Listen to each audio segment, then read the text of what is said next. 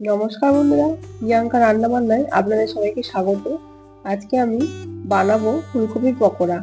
শীতের সন্ধ্যায় গরম গরম ফুলকপির পকোড়া আর সাথে যদি একটু চা হয় তাহলে সন্ধ্যেটা একেবারে জমে যায়।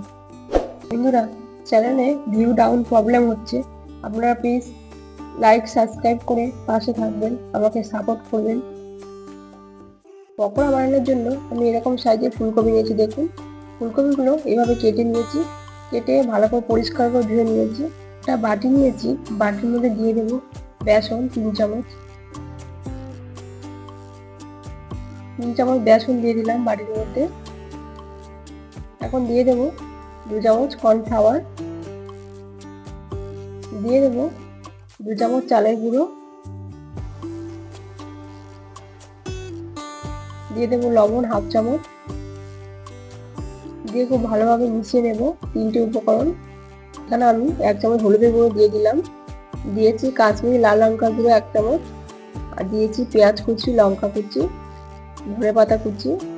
ক্যামেরাটা অফ থাকার কারণে বন্ধুরা এটা আমার ক্যামেরার মধ্যে ওঠেনি, দেখাতে পারছি না। আপনাদের বলে দিলাম, আপনারা এইভাবে দিয়ে দেবেন সবগুলো উপকরণ।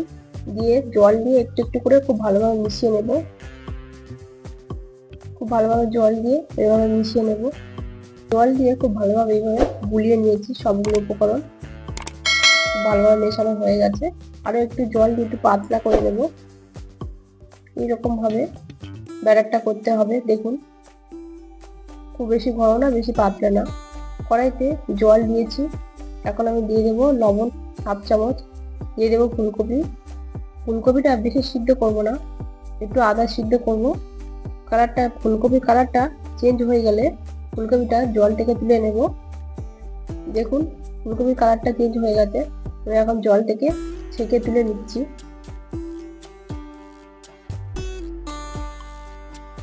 কড়াইতে তেল দিয়ে খুব ভালোভাবে গরম করে নিয়েছি। এখন ফুলকপিগুলো ব্যাটারের মধ্যে দিয়ে খুব ভালোভাবে ব্যাটারের সাথে মিশিয়ে তেলে ছেড়ে দেব। খুব ভালোভাবে মিশিয়ে নিয়েছি, তেলে ছেড়ে দেব। এভাবে সবগুলো ফুলকপি আমি তেলের মধ্যে দিয়ে দেব। ব্যাটারের মধ্যে চুবিয়ে তেলের মধ্যে দিয়ে দেব। ফুলকপিগুলো তেলের মধ্যে দিয়ে খুব ভালোভাবে উল্টে পাল্টে ভেজে নেব। এভাবে ভালো করে উল্টে পাল্টে নেড়ে চেড়ে ভালো করে ভেজে নেব। দেখুন, পকোড়াগুলো ভাজা হয়ে গেছে, আমি এখন তুলে নিচ্ছি।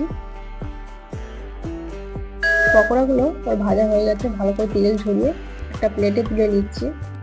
এই একইভাবে আমি আরো ফুলকপি ভেজে নেব।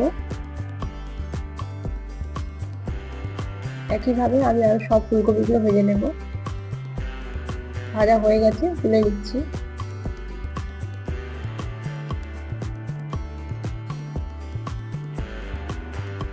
দেখুন বন্ধুরা, ফুলকপির পকোড়া তৈরি হয়ে গেল।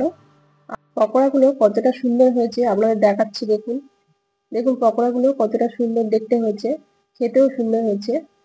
আপনারা এইভাবে বাড়িতে ট্রাই করবেন। দেখুন পকোড়াটা কত সুন্দর হয়েছে। এই ফুলকপি পকোড়া কেমন লাগলো কমেন্ট করে আমাকে অবশ্যই জানাবেন। এরকম নতুন নতুন রেসিপি পেতে চ্যানেলটা সাবস্ক্রাইব করে পাশে থাকবেন। ফিরে আসছি নতুন একটি রেসিপি নিয়ে। আপনারা সবাই ভালো থাকবেন, সুস্থ থাকবেন। ধন্যবাদ।